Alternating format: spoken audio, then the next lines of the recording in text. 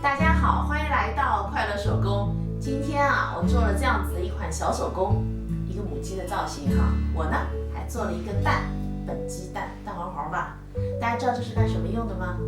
接下来呢就和我一起来看看吧。首先呢，准备一块180克的铺棉哈，高呢16厘米，宽13厘米。这条线呢是中心线，在下半部分先画上小鸡的肚子哈。然后在这儿上来2厘米的位置，我们呢再画一条弧线，在上半部分呢画上小鸡的脑袋和尾部。那我们呢可以随意的画2个圆弧。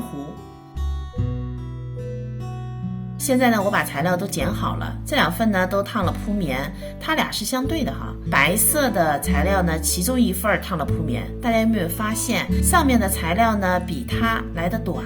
那白色材料的铺棉呢是这部分哈，小2厘米。首先呢我们把这2块材料正面和正面相对，我们呢车上这段线，这儿呢是中心点，两边是7厘米。车好后呢用花边剪刀修剪一下，在2头7厘米的位置呢打个剪口，然后把它翻到正面。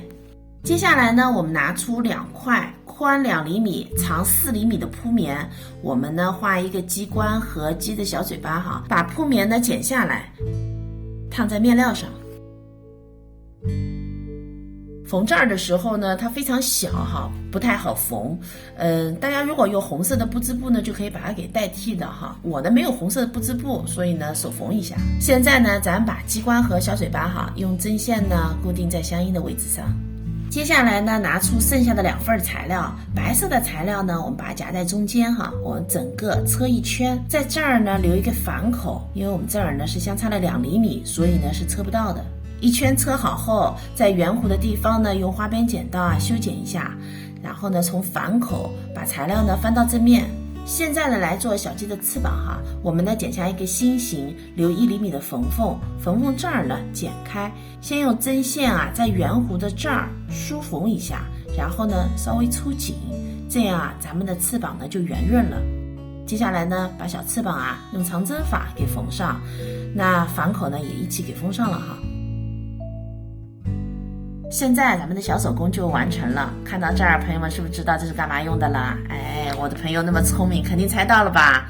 这是一个防烫垫。这期视频内容呢就是这些了，感谢您花宝贵的时间来看我的视频，记得帮忙点赞哦，咱们下期再见。